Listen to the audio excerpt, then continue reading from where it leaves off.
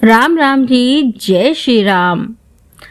भगवान शिव की कितनी संतान हैं, आइए जानते हैं। भगवान शिव को देवों के देव महादेव कहा जाता है। ये तो सभी जानते हैं कि भगवान शिव और माता पार्वती की दो संतानें हैं, गणेश और कार्तिकेय। लेकिन भगवान शिव की अन्य संतानों का जिक्र बहुत कम मिलता है। तो आइए जानते हैं कि भगवान शिव की कुल कितनी संतानें हैं। नंबर 1, गणेश। भगवान गणेश शिव जी और माता पार्वती के पुत्र हैं। धार्मिक कथाओं के अनुसार पुराणों में गणेश जी के जन्म से जुड़ी कई कथाएं मिलती हैं। कहीं ये वर्णन किया गया है कि गणेश जी का जन्म भगवान शिव और माता पार्वती के द्वारा रहस्यमयी ढंग से हुआ था।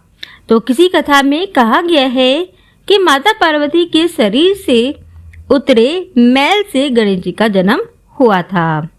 नंबर 2, कार्तिकेय। हिंदू धर्म से जुड़ा पौराणिक इतिहास अपने आप में बेहद अद्भुत है। कथाओं के अनुसार एक समय था जब तारकासुर नामक असुर का आतंक अपने चरम सीमा पर था। स्वर्ग में बैठे देवताओं के लिए वह एक दहशत बनता जा रहा था। तारकासुर को यह वरदान प्राप्त था कि भगवान शिव और माता पार्वती की संतान ही उसका विनाश कर सकती है। शिव जी के अंदर क्रोध की ज्वाला से निकली अग्नि को स्वयं अग्निदेव भी सहन नहीं कर पा रहे थे।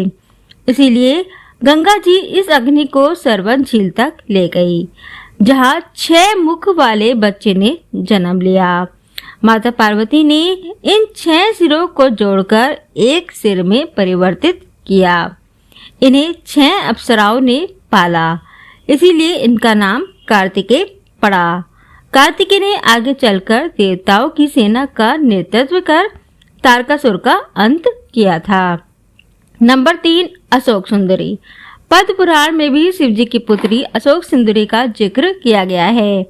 माना जाता है कि देवी पार्वती अपने अकेलेपन और उदासी से मुक्ति पाने के लिए कल्प वृक्ष से पुत्री की कामना की, जिससे एक सुंदर सी पुत्री का जन्म हुआ। इसीलिए इसका नाम अशोक सुंदरी रखा गया। नंबर 4, मनसा देवी। हिंदू पौराणिक कथाओं में मनसा देवी को नागिनी या विषाहरा के रूप में भी जाना जाता है। कहा जाता है कि वह ऋषि कश्यप और कद्रु की बेटी और वासुकी की बहन है। कहा जाता है कि उन्हें उनके पिता शिव और पिता जगत द्वारा अस्वीकार कर दिया गया था। नंबर 5, ज्योति। तमिलनाडु स्थित शिव मंदिरों में अलग अलग अवसरों पर भगवान शिव के तेज से उत्पन्न हुई उनकी पुत्री ज्योति की पूजा की जाती है। एक अन्य कथा के अनुसार ज्योति का जन्म माता पार्वती के माथे से निकले तेज से हुआ था। नंबर 6, अंधक। अंधक धार्मिक कथाओं के अनुसार कहा जाता है कि एक बार भगवान शिव ध्यान मुद्रा में थे। तभी माता पार्वती ने पीछे से आकर अपने हाथों से भगवान शिव की आंखों को बंद कर दिया। ऐसा करने से पूरे संसार में अंधेरा छा गया। जैसे ही माता पार्वती के हाथों का स्पर्श भगवान शिव के शरीर पर हुआ, वैसे ही भगवान शिव के शरीर से पसीने की बूंदें गिरने लगी। इससे एक बालक का जन्म हुआ, जो कि अंधकार में उत्पन्न होने की वजह से वह बालक अंधा था। इसीलिए उसका नाम अंधक रखा गया। नंबर 7, जालंधर। हिंदू पौराणिक कथाओं में जालंधर को असुरों का राजा कहा गया है। जालंधर एक सक्षम और बलवान शासक था। उसके नेतृत्व में असुरों ने देवताओं को भी हराया था। वह स्वयं एक असुर नहीं था, लेकिन शिवजी की तीसरी आंख से निकली क्रोध अग्नि समुद्र में जाकर गिरी, जिससे जालंधर की उत्पत्ति हुई थी। वह शिव का ही अंश था।